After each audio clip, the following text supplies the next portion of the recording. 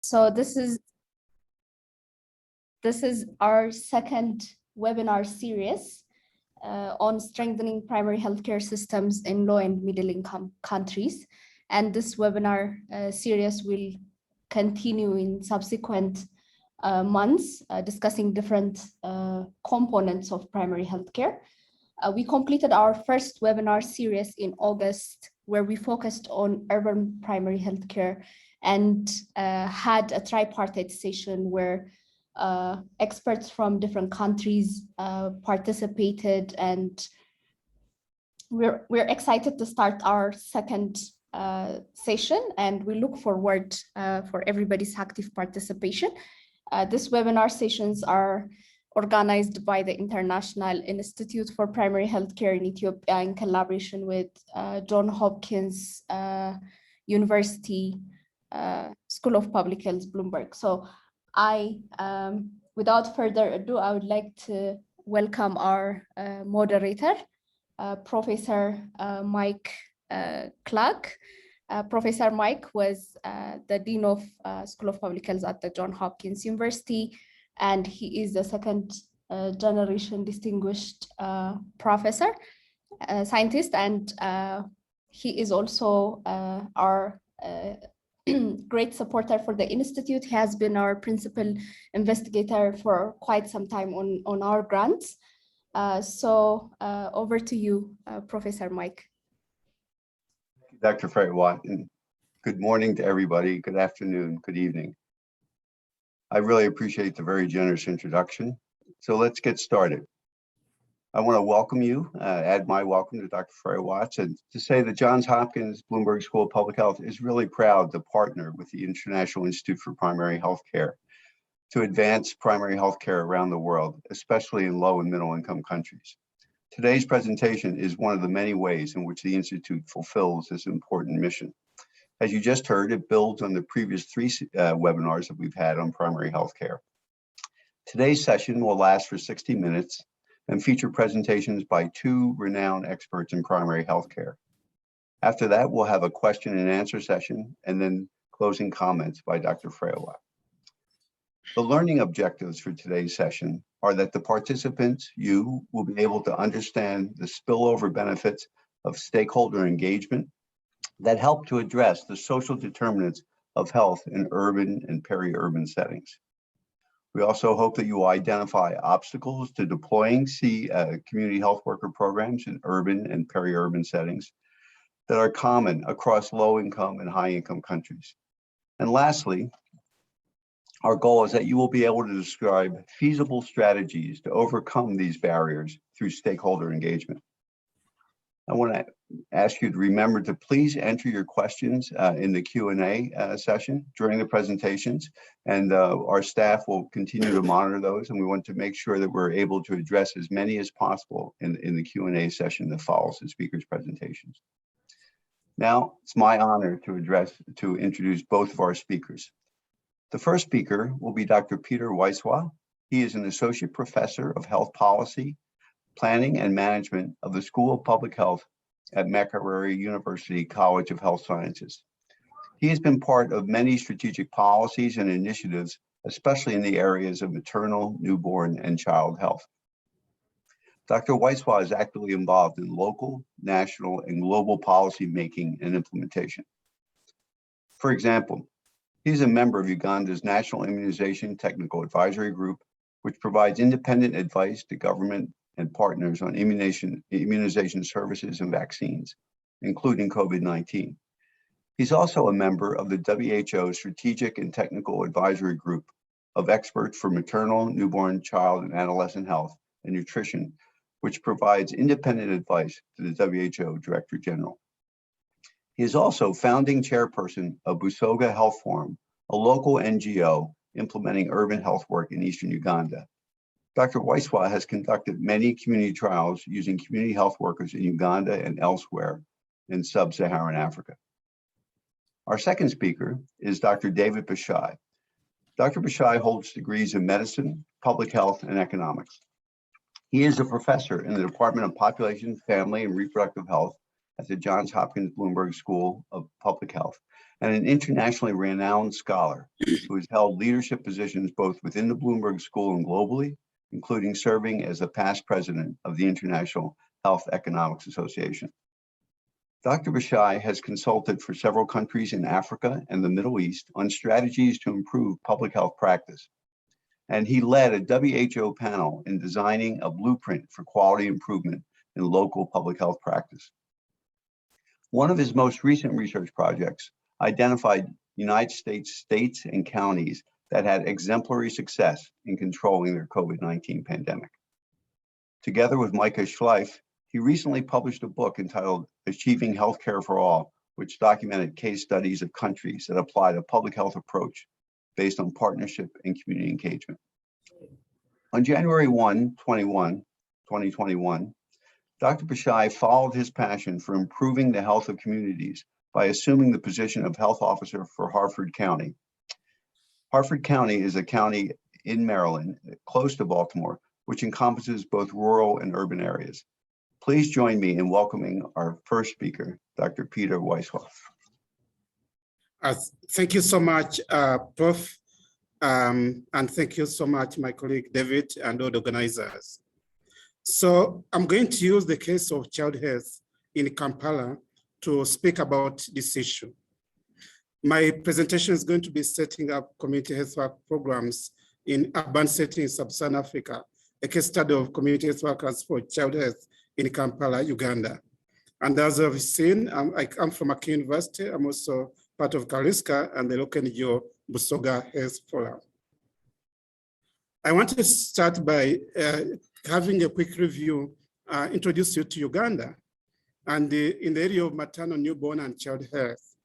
Uganda is a country, and I'll compare this looking at Uganda, but also Kampala specifically. Whereas in Uganda, maternal mortality is high, it is also still very high in Kampala. And you can ask the question, why should women and children be dying in the city? This is something I wrote about some time back in the newspaper. Why should women and children be dying in the city? And right now, the highest number of children dying in Uganda and even maternal deaths around the capital. But this is the same for other capitals like Dar es Salaam, even Addis Ababa. So is there a role for community health workers in these urban settings? And so we are going to be looking at some work. At least right now, you can see that from Kampala, being in the city, that does not necessarily save you from dying, especially if you are in a slum. We also have a big problem of teenage pregnancy, and this has been made worse by COVID. So if we say that there is high maternal child mortality in Uganda, but also in the city, we shouldn't be having, is there a role for community health workers? Which takes me to Kampala itself, Uganda's capital, with 5 administrative divisions, with an estimated death population of 1.6. But take note, there are almost 3 million people who come into Kampala every day. And I think for me, that is the most important thing, that there are few residents, but every day during the day, you have a different population. How do you plan for such a setting? There are 57 slums, which take up 60% of the total population of the capital. So most of Kampala, people are in the informal sector. How do you reach people in the informal sector? It may appear beautiful here, but that is the beautiful part of Kampala. There is also this one, where all the business happens. With people having informal jobs, they are preoccupied by socioeconomic activities, and many times they are away from home, and they are difficult to locate by GPS or by GIS because they are moving quickly, and many of them come from outside the capital. So you need a design that meets the needs of these people. Now, is the public sector the alternative? We see that Kampala, despite its 4.5 million people during the day, has only 26 public health facilities. And in the next slide, you see that public health facilities contribute only 1% of all health facilities in the capital. The majority are private for-profit facilities or clinics, some of them too small. And then the few NGO, which are basically missionary, about 4%. But you can see that the public sector does most of the deliveries. So when people want to deliver, they actually come to the public sector. And it also does like a third of immunizations. But immunization is also provided by the private sector. And deliveries, half of the deliveries are in the public sector. I think that is what I want to say. And then these small PNFs provide about a third. And the private sector doesn't provide much delivery, mainly because the most people cannot afford to deliver from the private sector, although they are the majority. So as a result, we find so much congestion in the public facilities, just like we saw in the picture around public markets. So public facilities are almost like a market. And we've done 2 studies in Kampala that I want to show you. We've done many studies, but I wanted to use 2 studies. The first study is on immunization in Kampala. And Kampala right now and the surrounding districts have the largest number of unimmunized children. We see in the graph that from 2012, Kampala used to have very high immunization coverage, relatively 77%, according to a study by one of my colleagues at Makere, Babiri et al. But then it started dropping. In 2015, it was in a survey we did, it was 43% full coverage. In 2016, it improved a bit, and 2017, it is coming down again. And the most recent, which was from 2 years ago, we have full immunization coverage in the capital of just 46%. So being in the capital, children are not necessarily immunized. In fact, immunization coverage in Kampala is lower than rural areas. So you need a strategy that is working from the rural areas to bring it maybe to the urban setting. And in the rural areas, community health workers are playing a role to make a difference. We have community health workers in Kampala, but most of them are working class. They are in the markets and stuff. So we did a second study, which we published with a colleague from the US, Emmy, and Cheryl Moya and others. An assessment of the perspectives of community health workers on why children under 5 continue to die in Kampala, yet they are so near health facilities. And this is the second study that I'm going to be summarizing. The community health workers that we interviewed described urban settings as, and their role in urban settings as follows: that they're important in setting up the sensitizing the community before immunizations. So ideally, they can promote immunization if supported. They're important in administering immunizations itself because they organize. They also do educate communities doing health promotion. And they can also prevent preventive measures, such as distribution of bed nets, supporting hand washing and deworming. And during the time of COVID, they actually have been quite important in mobilizing people to take up vaccines. And talking about vaccines, by the way, we have almost 5 vaccines right now in Uganda. We have Pfizer, we have AstraZeneca, we have Sinovac, we have Moderna, we have JJ. So, but rolling them out is becoming a little bit a challenge. We started by a challenge of availability. Now we have a challenge of rolling them out. Can community workers play a role? They also help in terms of arranging transportation and referral. Like one community worker said, our role is to sensitize and visit people, to teach them how to handle young children, to take them to the hospital, to immunize them, and to keep a sanitary home. So community workers have important roles. And now, remember we're asking what are the issues with the healthcare in Kampala? Basically, which we focused on the public facilities, what are their challenges? And we summarized urban community workers, gave 3 major themes around what we call incentivized delays that actually lead to children dying. The first delay is that from the health system disincentives. They described health facilities as crowded. Therefore, they have long lines, that the health workers are unprofessional. There is a lot of informal costs. Healthcare in Kampala or in the public sector is meant to be free, but they pay for medicine because the medicines are usually unavailable. Sometimes they pay bribes, etc., and the health workers are sometimes rude. So we call these health systems disincentives that keep the poor away. The second group is what we call how these health system disincentives reinforce negative beliefs about the public sector.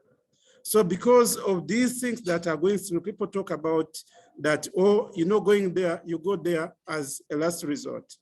And these are what we call negative beliefs that are brought about because of the behavior of the public sector, but also sometimes the private, of course, which leads to the last delay, whereby they look at incentives for alternative health behaviors. They end up self-treatment, they come to the facilities so late, and as a result, you might be too near a facility, but not using it. And these are things that contribute to the low coverage of preventive services, but also care. The community workers gave the following opportunities to improve the situation in slums. They said community workers need more training on how to help improve their communities and how to educate mothers on caring for their children. So training is one part of setup. It would help if community workers receive training on how to give some first treatment. So you can see that even these urban settings, they want to give a first treatment in the community, especially in the slums. And then they would want to see community workers sometimes be in hospitals to reduce some of these delays that happen, like long lines, fighting bribes, educating mothers, etc. So to summarize, we see that there is complexity thinking is needed in setting up community workers in urban areas, because I've already told you that almost the majority of the people don't necessarily stay at home and don't stay in the city. So first, we need governance. Governance, I think, is the most important. Policies, guidelines, laws, regulations is important. This is also important as we focus, how do we deliver healthcare in the city? Because we might need models where we don't expect people that they'll go to facilities, but we might need to find them in the market. But this is only possible if you have good information systems, so that you design programs based on data, based on evidence. And this might change from time to time. And like right now we have COVID, we need to understand how are the communities behaving in the urban settings. Then how do we deliver medicines and how do we pay for them? This is also something to think about. And how do we bring people so that we need to co-design these programs with the people. And the people includes the community, but also the leaders. And this will lead to better access and better care. And my last slide is to say, yes, we could say these are building blocks of the health system, but I think just focusing on building blocks is not enough. We need to also think beyond just the health system in designing a community health program for the city. We have the building blocks, of course, but I wanted to pick your interest in actually the social determinants of health that is surrounding the urban health system. Things like politics, economics, social issues, environment, access, etc. are going to be important. And we need a lot of innovations. So for me to conclude that the urban health system is complex, and in thinking about this urban health system, we need to look at them as complex systems and design them and continuously redesign them with engagement of all actors, including business, including social organizations, church, mosques, political, and even the environment. So for me, this is what I wanted to say, that in the design of these programs, it needs to engage everybody and use the whole of society approach. Because of time, I'm going to end here for now. Thank you so much.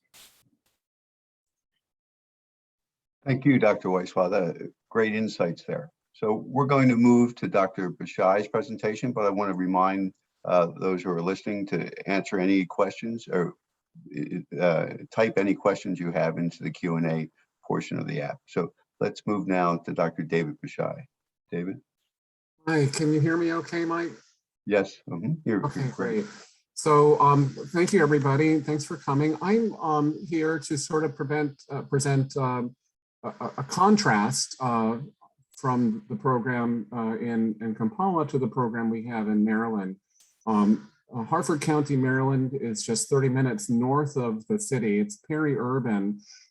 It has both some farmland up in the north of the county, but in the south, it has the same types of peri-urban areas and areas where there are homelessness and concentrated poverty. And similar issues arise, but in the US, the resource constraints are different and the epidemiology is different. So my goal today is to talk about the rationale for community health workers in a public health department. That should be pretty easy, and we'll get through that quickly. But then the obstacles that are faced in putting this up, the obvious one of funding. Second problem of earmarked funding, where funding comes, but it can only be used in specified ways. Third obstacle to overcome was data and logistics. We'll talk about our strategies and about our achievements. But I'm new. I've only been in the county for 10 months, and the program has only been up and running for about 7 months. So I'll have some achievements in progress to tell you about. So first, the rationale. The rationales that I see are the same one that we saw in Kampala, where we have to have outreach to help deliver services. People are not coming out for programs they could benefit from. And the community health worker has that advantage of going out to where the people are, whether knocking on the door or going out to their church events or religious events, going out to their festivals, finding them where they are and getting them connected to services. We can also use the community health worker to target services to need. So that connection is important. The other side I'd like to bring up is a community organizing function. This is subsumed under the words public health 3.0. Last century, so much of public health said, we have things we want to do to you, you should just get them.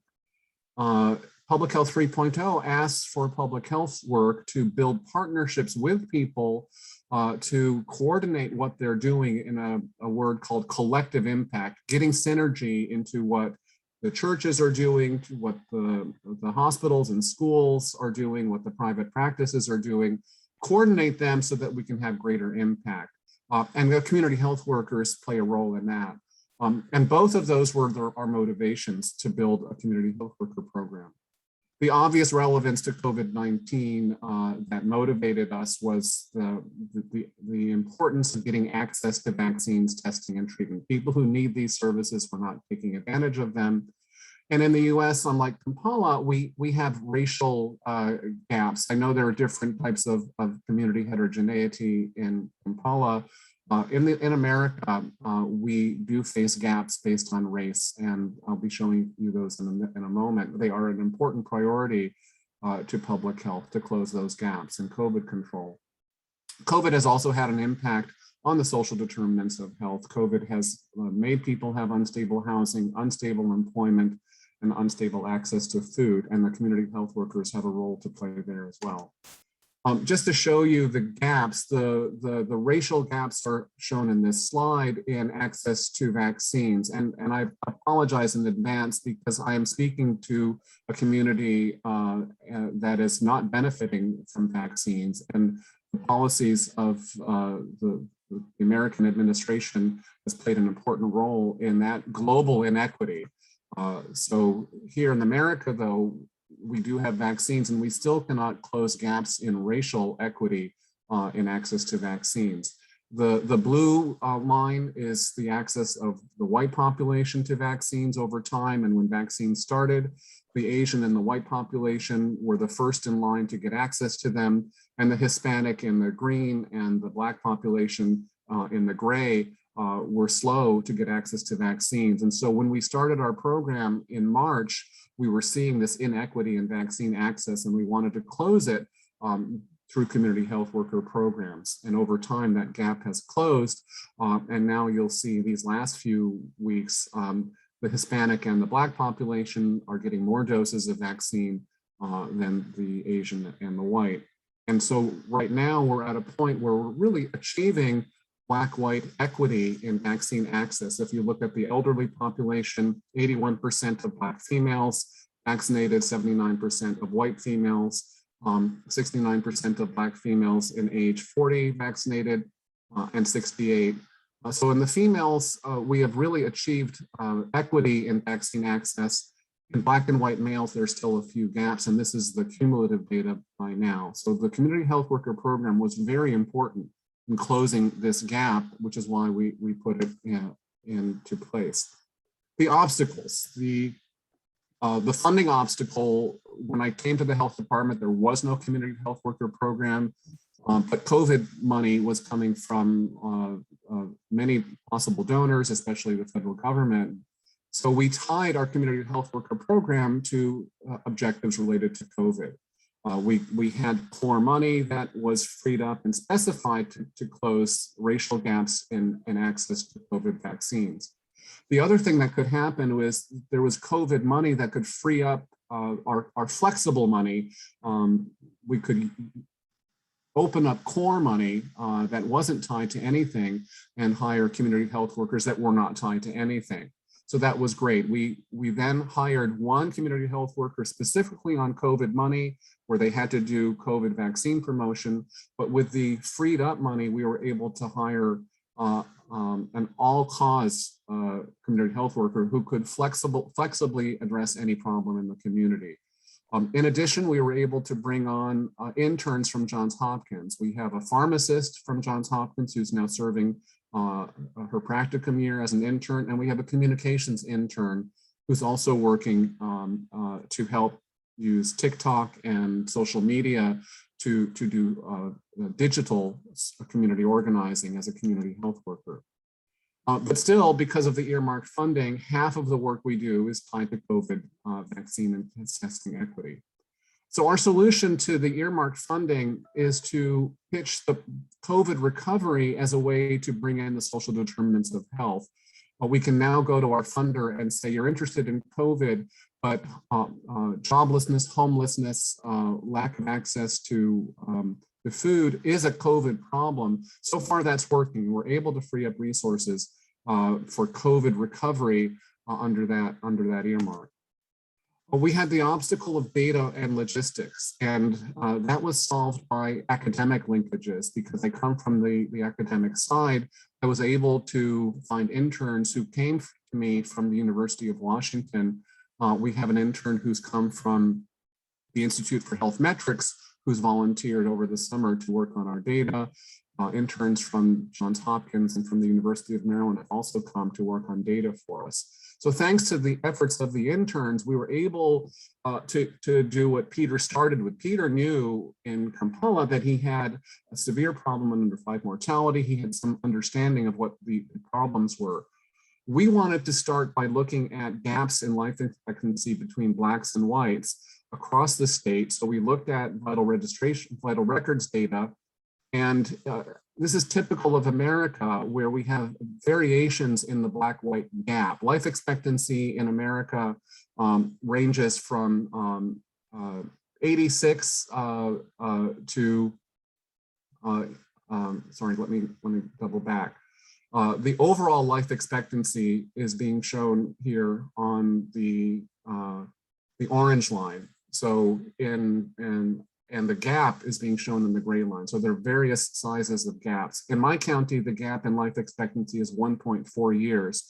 Whites live 1.4 years longer than Blacks, but in other counties, there's a 7-year gap. Once we knew there was a gap of 1.4 years, we had our other intern who came from IHME, a demographer, break down the gap. And in this last column, we're breaking down the gap every year.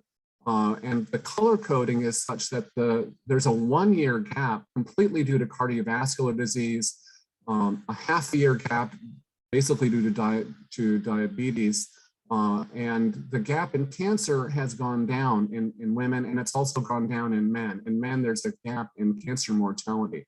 So by knowing where the equity gap was, knowing that cardiovascular disease was our #1 contributor to the different survival of Blacks and whites, we could take that message to the community and start community organizing around closing that gap in racial equity and health.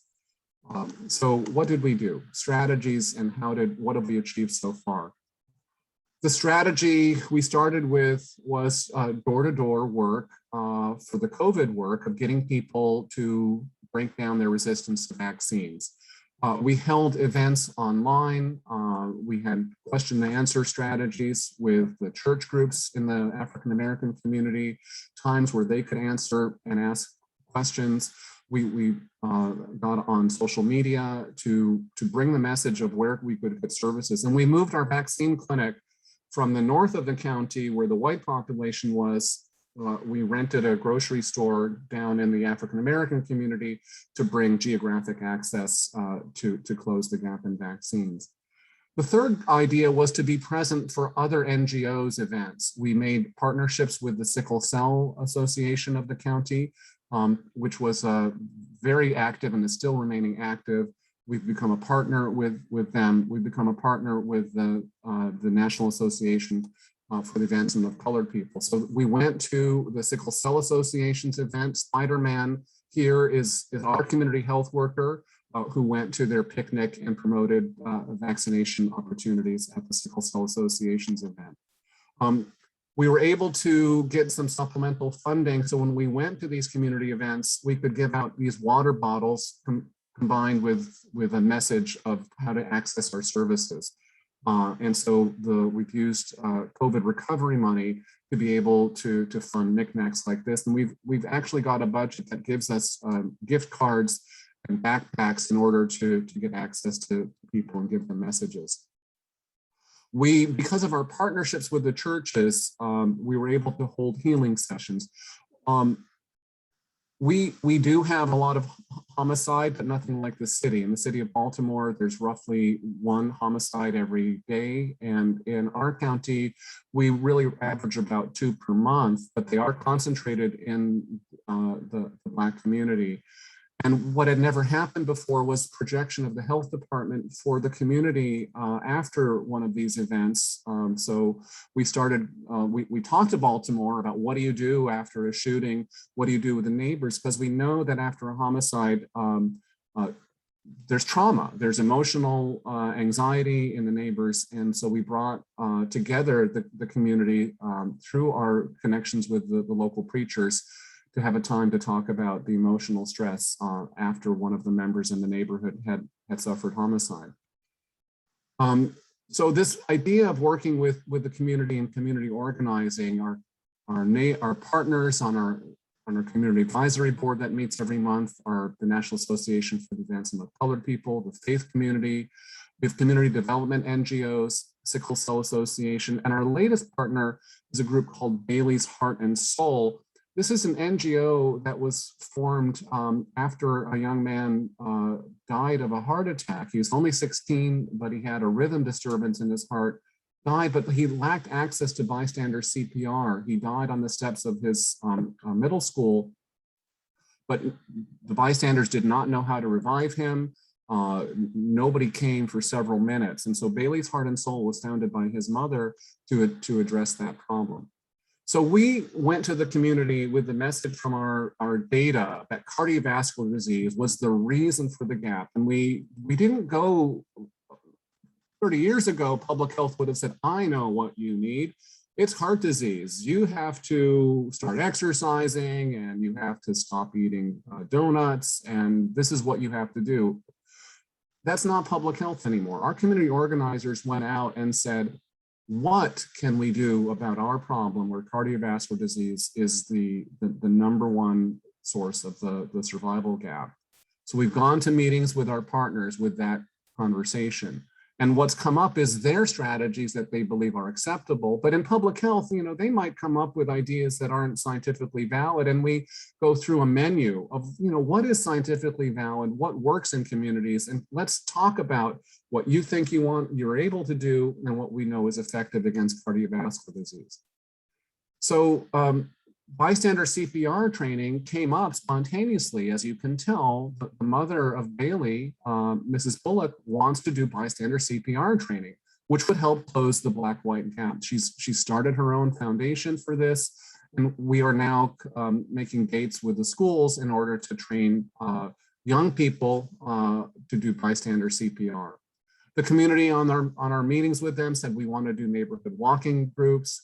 The community said we want to put dietitians in grocery stores to give us advice so that when we're shopping, the dietitian is right there. So these are their ideas. We have dietitians in the health department that are currently earmarked for a federal program called Women, Infants, and Children, or WIC. They're not working on cardiovascular disease, they're working on childhood nutrition. We've got dietitians, and the challenge for us is finding a way to take an earmarked dietitian and maybe take a day or week or so to put them into a grocery store. So in summary, there are barriers to community health work programs. The funding is a problem, but earmarked funding is also a problem. Many people around us say, I know exactly what these CHWs should do this one disease. We have to overcome that. We found ways to overcome that by being very creative about relationships between COVID and recovery from COVID. But our main strategy for overcoming those obstacles is partnerships. Instead of we thinking we're the only solution, that we have to pay the payroll for everybody doing it, and our community health worker has to do it all, we're using the community members. They're getting ideas and energy. They want to execute strategies, and we're really just convening them so that they can coordinate their strategies. Partnerships with local universities has helped us a lot to get the data that we need.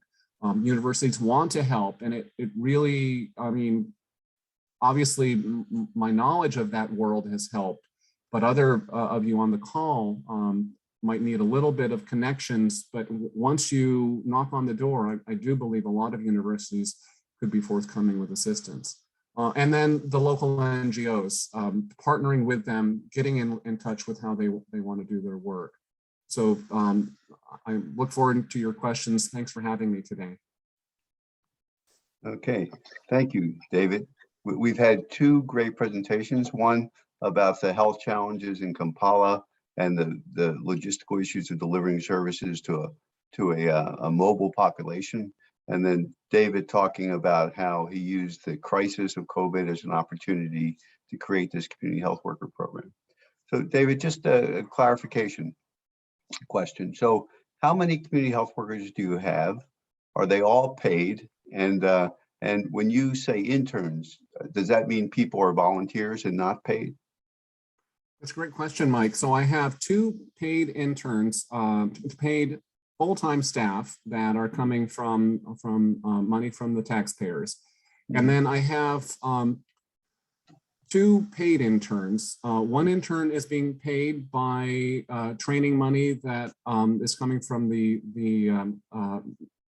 MAPHTC, the Mid-Atlantic Public Health Training Consortium, has paid for one of my interns. The other intern is being paid out of my leftover discretionary funding. When I was a faculty member, I accumulated discretionary funding that I can pay the other intern out of.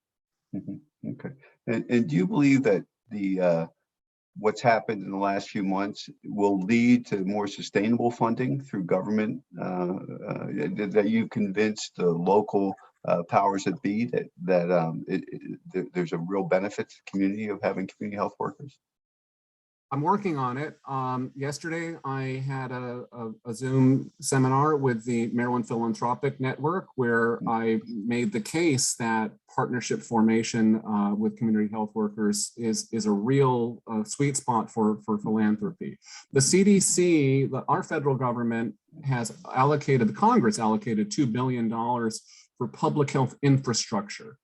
And health officers like me around the country are getting chunks of this 2 billion. For me, I get $500,000 to spend on 250,000 people. I get $2 per person to build infrastructure. And it's up to every health department where they want to spend it. I obviously want to spend it on community health workers. Okay, great. Thank you very much. Thank you very much. So we've had a series of questions. Some have been answered already, but Peter and David, if you go to your Q&A box, you'll see the first question that's there from Gedahun, who talks about Ethiopia's experience with community health workers for the past 16 years, but involvement in the community is not well designed unless it's only for health-related campaigns, and the infrastructure for health services in some places not well functioning. So how can this be functional to achieve the health system interventions? And they point out the differences, the special case of pastoral areas in Ethiopia. So Peter, maybe I could ask both of you to just give a brief response to this. But Peter, could you talk about Uganda and Kampala specifically, how it relates to these issues? No, thank you so much. First of all, actually, I've done evaluation of the CHWs, the community workers in Ethiopia. And some time back, we saved the children USAID. So I quite a little bit to know about them. But this is a general problem with community health work programs, that although they are community health workers, in reality, they are a continuation of the supply side. So they are that is in practice. So they are created by the Ministry of Health. They work more closely with health centers, and they are not necessarily embedded in the communities per se. I mean, they don't report to the community. They are not created by the community, although they may be selected by the communities. So I think one of the things that community workers need to be redesigned so that there is a major involvement of communities. The second one is actually around how do community workers get supported? Because if they are taken from outside the community, or they are taken as part of a continuation of the supply side, which is health facilities, then the rest of the community just looks on and they are waiting service instead of participating in service delivery. So can the community health work program be redesigned in a way that actually every member of the community is participating in improving healthcare in the community? I think that is what needs to be done. And the same problem is being faced by community workers in Kampala, but also in rural Uganda, that they are basically seen as part of like the suppliers or providers of services, but not necessarily as part of the community structure. So that is, I think, remains a gap and needs to be addressed in the redesign of community health work programs. Great, thank you. And David, your thoughts? Yeah, so in terms of creating the involvement of the community, I just wanted to say one method that we used was an inventory of potential stakeholders to involve. We systematically recorded people that had been partners for us in the past. We wrote them on an Excel spreadsheet. We've turned that over to the community health workers. They are now tracking their contacts with their partners so that they systematically cultivate those relationships. I think that it is extra work to be mindful of who we're talking to, but in a business society, supposing we were selling products to people, this is how sales activity works. Every salesperson cultivates their partnerships systematically. They know who they're talking to and what their partners want. And I think we're bringing that strategy to our program. Okay, great. Customer service. So we have 3 more open questions. Maybe we can get through quickly. The first one is for you, David, about incentivizing community health workers. The incentives go to the community in terms of the knickknacks you talked about. How can we make the health system more responsive while raising community literacy on health? Right. So going back to that idea, finding out what individuals want and giving them what they want, and we basically experiment. We try things out and see how it goes. What we learned with the healing center was that the healing events was that people really responded very well to more contact with each other. And I know because of COVID, so we had to have these events outdoors, but the incentive came from both the community health workers having moments of contact with people after being on lockdown, and the people having a time together as neighbors who hadn't seen each other a lot. The social rewards of this work are very motivating and very incentivizing, and our community health workers tell us that being out there with the neighbors is a major incentive. But in terms of the financial, how do we pay for salary? How do we pay for uniforms and knickknacks? Again, that is the creativity of trying to find budgets that you can unearmark or flip their meaning. So what we did was say that COVID recovery allows us to offer gift cards, and that was one way. Okay, great, thank you. The next question, Peter, I think is for you. The majority of public health services were provided in government-owned health facilities, while relatively few in the private sector. How do you explain this discrepancy? And could you tell us something that we need to probe further to pick out related factors? Yes, I think the majority of the services that the public sector is small, but provides most of the services to the poor. And I think it's expected that for simple things like content care, people can go anywhere, and even immunization. But even immunization, the private sector, we've not yet gotten a good model where the private sector can actually provide it, because they always want to charge a cost. So people tend to come to the public sector, and as I say, they crowd the public sector, just like the crowd in the market. So things like delivery care, when the poor are pregnant, for antenatal care, they can go anywhere. They can go to the NGO facility, or they can go to the private facility. Of course, private is not really the private you're expecting many places. Private is all kinds of levels. Some of them, I always say we should close them. But because they know they might incur more costs related to delivery, then they come to the public sector. And they also, delivery might be associated with a cesarean section, which is very expensive in the private sector. So actually they come to the public sector. So I think we need two things here. And you have to ask the question, how do we make the private sector work for the poor in an urban setting? This remains a question to be asked. And of course, David Bishai, I think Prof. David, being a health economist, would maybe give a better answer, because it's their role for health insurance, national health insurance, and issues like those, to make sure that the poor can also benefit from this mushrooming private sector.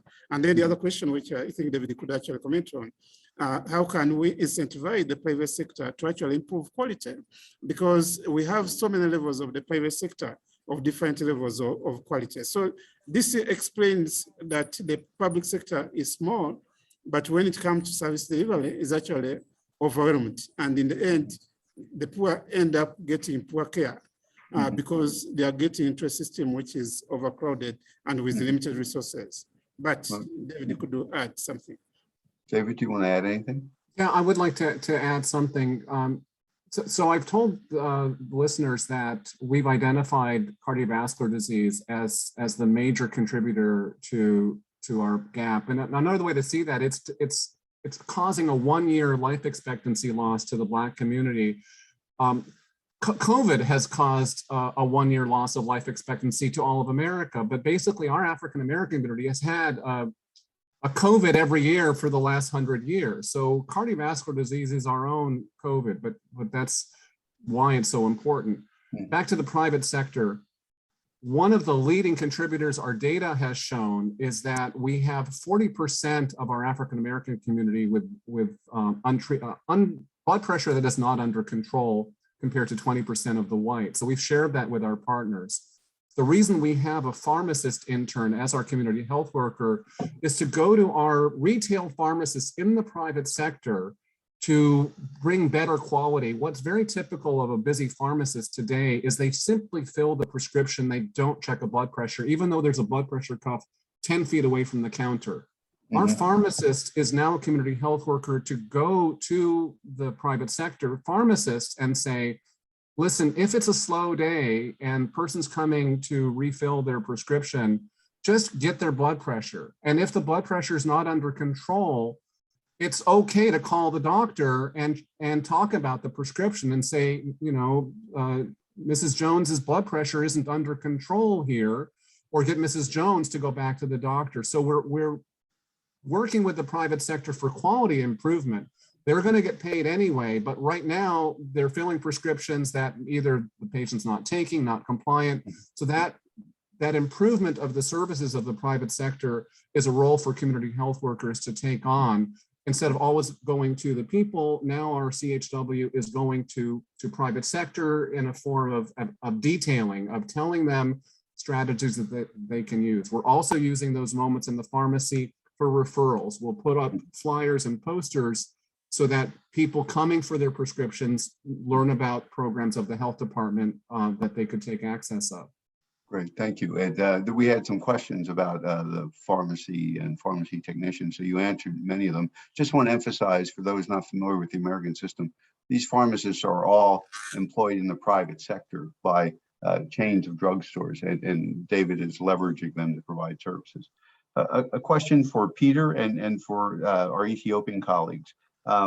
What is the experience of Ethiopia and Uganda, Kampala, with community health workers in community-based nutrition programs? So Peter, community-based nutrition programs in Kampala?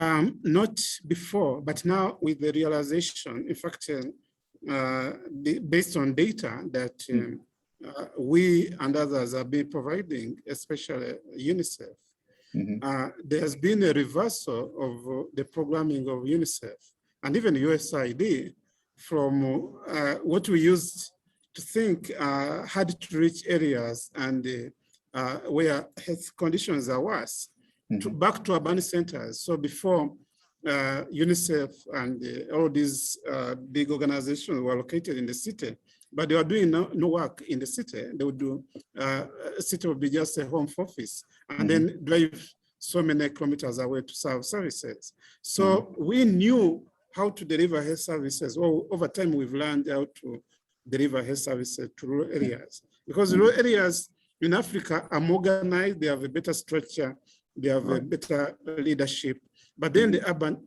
is not necessarily that well organized. So now, because we've seen that the highest number of children who are immunized, the largest number of children dying, then the number of children who are started in urban centers, we have started rethinking on how to deliver nutrition programs in the city. And one of them is actually to use community workers to reach the poor. But there are challenges. Then how do you, the issue is food and the affordability, but also food diversity. How do you ensure that happens? The community health program has to be integrated with something to solve the economic problem if this is to be successful. So far, community health workers are addressing the acute conditions, but not necessarily the chronic ones, and even the prevention of malnutrition. That remains a challenge. Okay, so our time is done, but I'm going to ask two questions and we'll do a lightning round here. 10-second answers from each of you about this one. So community health workers can be effective if embedded in a well-functioning community health program that's well coordinated with other parts of the health system. What are your thoughts about this? So David, you first. Yeah, they can be effective in increasing that integration. They need to see themselves as the connectors, as the glue, and find ways that we often think of the health system as separate from the partners in the community and the churches and the schools. They're gluing in schools and churches and private sector into the narrow conception of the health system. Okay, so the community health workers are glue. Peter, what's your thought about being in the middle of a well-functioning community health program? Of course, that is, for me, the ideal, but we need to find a way to pay for them, to manage them, and also to link them to the formal health system, and also to be evaluated. So I think it is ideal, but we need the fundamentals to be addressed. Okay, great. Well, thank you both. Really inspiring and enlightening presentations. And now I'm going to turn it all over to Dr. Frewat. Dr. Frewat, to close us out. Okay, thank you, Mike. Thank you, our speakers, and also our moderator for this insightful discussion. We have had a lot of insights and perspective both from Uganda and the US, and I think this webinar will also somehow bridge our previous webinar series, which primarily focused on urban primary healthcare, and then our subsequent new webinar that we just launched, which focuses about strengthening primary healthcare systems in low and middle income countries. So with that being said, I would like to say that this webinar is just the beginning. We're gonna have this series every month, and I would like to call upon everyone to just stay tuned on our website and social media, so that you'll be informed about the upcoming webinars. On top of that, we have different other training programs that we share in our events. So please stay tuned and follow the status, and also spread the news that this webinar series has already started among your country teams and colleagues. So thank you, everyone. Have a great day, morning, evening, until we see you next time. Thank you. Thank you. Goodbye, everybody. I thank you. Thank you. Bye-bye.